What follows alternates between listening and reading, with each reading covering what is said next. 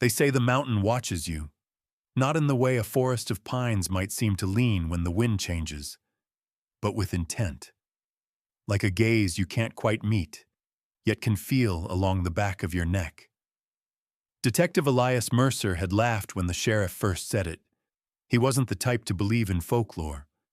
But the moment he saw Mount Shasta rise in the distance, its peak slicing into a thin band of clouds, its snow cap glowing under a sun that felt colder than it should, he stopped laughing.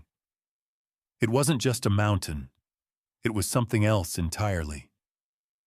The case had been open for exactly 14 days.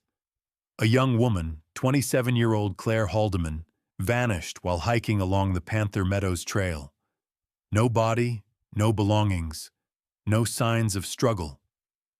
Her GPS tracker sent one last location ping, half a mile from the trail's end, before going dead. The search teams combed the area for a week before the sheriff called Mercer in. "Something's wrong up there," Sheriff Danner had said over the phone. "People don't just vanish on clear afternoons." He didn't say the rest, but Elias heard it in his voice. Not unless the stories are true. When Elias pulled into the small town of Mount Shasta City, it felt too quiet for a place in peak tourist season. Shops had their blinds half drawn. Locals stood in tight clusters, pausing their conversations as his unmarked sedan rolled by. It wasn't just the weight of a missing person. It was the way fear moves through a community when it's been fed for generations. At the sheriff's office, a stack of thin case files waited for him. Claire's was on top, her smiling driver's license photo paper-clipped to a grainy trail cam still. In the still, she's mid-step, backpack slung over one shoulder, but her head is turned. Not toward the camera, but over her shoulder, as if she'd heard something, or someone. The timestamp on the image is exactly 3:11 p.m. According to the search team, that was minutes before the GPS signal cut out. That night, Elias stayed at a roadside motel, going over the file. Outside his window, the silhouette of Mount Shasta loomed against the starlit sky. He couldn't explain why it unsettled him. He'd been to countless mountain ranges, investigated disappearances in places far more remote. But here, it felt like the mountain was aware of him. Watching. Waiting. He told himself it was the isolation, the altitude, the quiet. He told himself that until 2:17 a.m., when a knock came at his door. 3 slow taps. He rose, hand instinctively on the grip of his sidearm. But when he opened it, the corridor was empty, except, at the far end, just before the corner turned out of sight, a figure stood, tall, motionless, and glowing faintly, as if lit from within. By the time Elias stepped into the hallway, it was gone. He closed the door, heart pounding, every instinct telling him that the real investigation had already begun. And it wasn't just about finding Claire anymore. The investigation begins. By morning, the figure in the hallway felt like a bad dream, the kind of thing your mind invents between waking and sleep. Elias told himself that as he poured motel coffee into a paper cup and drove to the trailhead. The air was sharp with pine and cold enough to sting the lungs. A ranger named Jillian met him at the parking lot, clipboard in hand, eyes tired from weeks of searching. "You ever been here before?" she asked. "No," Elias said, scanning the ridgeline. "First time." She studied him for a moment, then turned toward the trail. "Most people say it's beautiful up here. They also say it changes." They hiked in silence for a while. The trail wound through tall evergreens, their trunks rising like cathedral columns, the morning light breaking through in fractured shafts. Elias could see why Claire had come. This was the kind of place people visit to feel small in a good way. But there was something else, too. A hush, as if the forest were holding its breath. When they reached Panther Meadows, Jillian stopped and gestured toward a small cluster of flags marking where the last GPS ping had come from. Searchers had swept the area in grids. Drones had flown overhead. Nothing. Her footprints just stop, Jillian said. Ground's soft here. No signs of anyone else. No drag marks, no animal tracks. It's like she stepped off the trail and vanished into thin air. Elias crouched, brushing his fingers over the earth. It was damp from melting snow, but the surface beyond the flagged area was undisturbed, smooth, too smooth. He stood, glancing toward the tree line. Something caught his eye, a flash of color, faint, between the pines. They moved closer. Half hidden under a layer of fallen needles was a scarf, red, frayed at the ends. Jillian knelt and lifted it with gloved hands. "This wasn't here last week," she murmured. No tag, no brand, no obvious connection to Claire. But the way it was placed, neatly folded in half, felt deliberate. Back at the ranger station, Elias logged the scarf into evidence. He was still writing the tag when a deputy dropped a file on his desk. "Thought you'd want to see this," the deputy said. "Found it in the archives. Disappearance case. 1987. The file was thin, but the details hit hard. A man named David Norcross had vanished while camping, last seen less than a mile from where Claire disappeared. The only thing searchers found was a red scarf, folded in the exact same way. The report ended abruptly. No conclusion, no body recovered. But scribbled in the margins of the final page was a single line in faded ink. He said they were calling him into the light. Elias sat back, the weight of the file in his hands. 2 disappearances, decades apart. Same location. Same strange token left behind. Outside, the light over Mount Shasta shifted, clouds moving unnaturally fast across its peak. Jillian stepped in, her voice low. "You should hear what the locals say, Detective, about people who follow the lights and never come back." Into the legends, Elias didn't believe in chasing ghost stories, but the word lights had a way of sticking in his head. That night, after logging his notes, he drove into town. The streets were quiet, the windows of shops glowing faintly under hanging strings of white bulbs. A small diner was still open, its sign buzzing in the cold air. Inside, the place smelled of coffee and grilled onions. 3 locals sat at the counter, their heads turning just enough to mark the stranger who'd walked in. Elias ordered black coffee and waited until the conversation at the far end drifted his way. "You hear about the girl?" one man said, his voice gravelly. "Same as the others." The woman next to him shook her head. "It's the lights. Always the lights first." Elias didn't interrupt. Just let them talk. "They've been up there since before the settlers came," the man went on. "My grandfather swore he saw one hovering in the trees, said it was no lantern, moved like it was alive."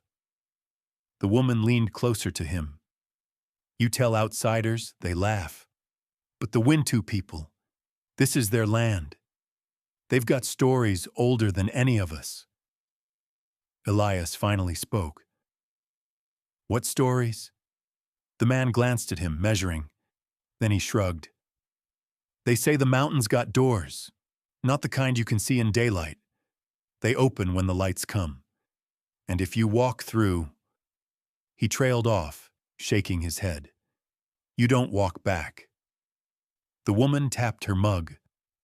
"Some folks say it's Lemurians, people from an ancient city under the mountain. Others say it's not people at all. Not human, anyway." Elias sipped his coffee, letting their words sink in. Myths had a way of twisting facts, but he'd seen enough strange cases to know you couldn't dismiss patterns. Back in his motel room, he opened the 1987 Norcross file again. One of the last recorded interviews was with a park volunteer named Harold Vick. Harold claimed Norcross had been talking to someone in the woods the night before he vanished. The transcript was short. Q. Did you see anyone? A. Number Q. Then how did you know he was talking to someone? A. He wasn't talking like you and me. It was like he was answering. Elias closed the file, his pulse ticking faster than he wanted to admit. The next day, he hiked alone to Panther Meadows. The air was still, the silence so complete that his own breathing felt intrusive. He followed the flagged trail markers to the last GPS coordinate, then kept walking, past where the search teams had stopped. The trees thinned until he stood in a small clearing, and there, half buried in the earth, was a stone unlike any he'd seen in the area. Smooth, pale, carved with lines in a pattern too deliberate to be erosion. As he crouched, running his fingers over the grooves, he felt something, a faint vibration deep in the ground, like the hum of distant machinery. And then, from somewhere beyond the tree line, a flicker of light. Not sunlight, not fire, cold, white, and moving through the trees. By the time he looked back down, the stone's carvings were gone, just bare rock under his hand. The descent, Elias told himself he hadn't imagined it. The light, the hum, the carvings, there were logical explanations. He'd find them if he kept moving. The path beyond the clearing was less a trail and more a suggestion, faint impressions in the pine needles leading into denser woods. The air grew colder with each step, though the afternoon sun still hung overhead. After 20 minutes, the trees broke into a small hollow. A stream cut through the center, its water so clear it looked unreal. On the far bank, something caught his eye. A single hiking boot, half submerged, wedged between two stones. He crossed, water seeping into his boots, and picked it up. The size matched Claire's records, but the leather was dry, unworn by water, as though it had been placed there moments ago. He scanned the bank, and that's when he saw it. Faint footprints in the mud. One set, bare feet, small. They led away from the stream, deeper into the forest. Elias followed. The prints wound between thick tree trunks, each step lighter than the last, as if the person had been walking on air. They ended at the base of a massive cedar. And there, hanging from the lowest branch, was a piece of cloth. Not a scarf this time, but a strip of red fabric knotted tightly, as though marking the tree. He was about to photograph it when a sound froze him in place. Whispering. So faint he couldn't make out words. It seemed to come from behind him, then from ahead, then from somewhere inside the cedar itself. He stepped back, hand brushing the grip of his sidearm. The whispering grew louder. Not just one voice now, but many. It wasn't English. It wasn't anything he recognized. And then, silence. When he turned, the forest behind him was gone. In its place stretched a corridor of stone walls, slick with moisture, lit by a pale glow from nowhere he could name. The air was heavy, metallic. The scent of pine was replaced by something older, almost electric. He spun, expecting to see the cedar, the footprints, the stream. But the corridor ran in both directions, vanishing into shadow. A flash of movement ahead, just at the edge of the glow. Claire. Her face pale, her eyes wide, her lips moving as though speaking to someone beside her. But there was no one there. Claire! Elias's voice echoed down the stone passage. She turned toward him, mouth opening, and then the light flared, blinding white. When it dimmed, she was gone. The corridor was gone. He stood once more at the base of the cedar, the red fabric swaying in the breeze. His watch read 3:11 p.m. The exact time Claire's GPS signal had died. The point of no return. By the time Elias made it back to the trailhead, the sky had shifted from afternoon gold to the flat gray of an oncoming storm. The ranger station was closed. No Jillian, no deputies. The whole area felt emptied, as though the search had been called off without anyone telling him. He sat in his car, replaying what had happened under the cedar. He could convince himself about the lights. He could rationalize the whispers as wind through the trees. But the corridor? Claire's face? That was harder. He drove back into town. The streets were quieter than the night before. At the sheriff's office, Danner sat alone at his desk, a single lamp casting shadows across his lined face. "You look like you've seen something," the sheriff said, not as a question. Elias told him about the boot, the footprints, the red cloth. He didn't mention the corridor. Somehow, saying it out loud would make it too real. Danner listened without interrupting, then slid a yellowed map across the desk. It showed Mount Shasta's ridgelines and trails, but also something else. An overlay of tunnels and caverns marked with faded ink. "These came from an old surveyor back in the 40s, Danner said. "Never made it into the official maps. He claimed there were entrances hidden all over the mountain. Said some of them went deep enough you couldn't hear the surface anymore." Elias traced one of the inked lines. It curved beneath Panther Meadows, then ended in a circle. Beside it, written in cramped handwriting, "Door." Danner's voice dropped lower. "You know what the Wintu call that place? The Passage of Voices. They say it's where the mountain chooses who stays and who leaves." That night, Elias spread the map across his motel bed, marking Claire's last GPS coordinate. It sat less than 50 yards from the door. He told himself he was just following a lead when he packed his gear, flashlight, rope, sidearm, extra batteries, and drove toward the trailhead under a moonless sky. The hike was harder in the dark. Every sound seemed amplified. The crunch of his boots on gravel, the rush of distant water, the low moan of wind through the trees. When he reached the cedar, the red fabric was still there, swaying like a slow metronome. Behind it, half hidden by roots and shadows, was a gap in the earth. Not a cave exactly, more like a fissure, no wider than a doorway, the air within colder than the night around it. He shone his light inside. The beam vanished into black. A faint vibration thrummed up through his boots. Somewhere in that darkness, something moved. Not toward him, away, as if leading him deeper. He knew he should radio Danner, wait for backup, follow protocol, but he also knew he wouldn't. Not now. Elias took one last look at the sky above the tree line, then stepped into the fissure. The air closed around him like water. The light behind him narrowed to a slit, and then, with a sound like distant thunder, the opening sealed shut. The final crossing. The darkness was absolute. Elias stood still, letting his breathing settle, listening. Somewhere ahead, water dripped in a slow, steady rhythm. He switched on his flashlight.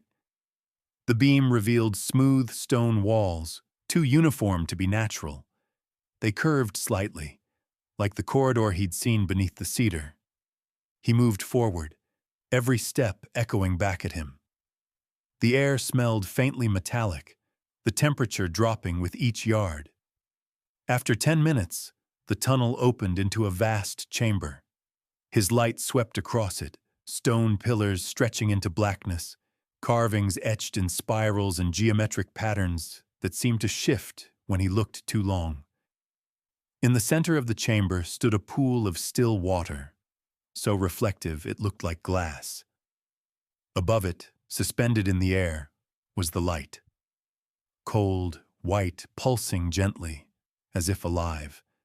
And standing at the edge of the pool was Claire. Her face was calm, almost serene. She didn't react to his light, didn't flinch when he said her name. Instead, she lifted a hand, not to him, but toward the light. "Claire," Elias said, stepping closer, "we need to go. Now." She turned her head slowly, and for the first time, their eyes met. Her lips moved, forming words he couldn't hear. Then, the same whispering he'd heard in the forest filled the chamber, swelling until it seemed to come from the walls themselves. Elias reached for her arm. His hand passed through her like mist. The whispering grew urgent, layered with voices he almost recognized. Danner's, Jillian's, even his own. The light pulsed brighter. The carvings on the pillars seemed to writhe. Claire stepped forward into the pool. The water didn't ripple. It swallowed her without a sound. Elias shouted, lunging after her. But before he touched the surface, the light flared, flooding his vision with white. When it faded, the chamber was empty. No pool, no pillars. Just a narrow stone passage leading upward. He stumbled toward it, the incline steep. The air grew warmer, fresher, until finally he emerged into daylight. He was standing in Panther Meadows. The flags marking Claire's last known location fluttered in the breeze. Search team voices carried through the trees, men calling his name. Elias turned, expecting to see the cedar behind him. It was there, but the red fabric was gone. Danner reached him first, relief flooding his face. "Where the hell have you been? You've been gone 3 days." Elias opened his mouth to answer, and realized he had nothing to give him, because in his pocket, where his flashlight should have been, was something else entirely.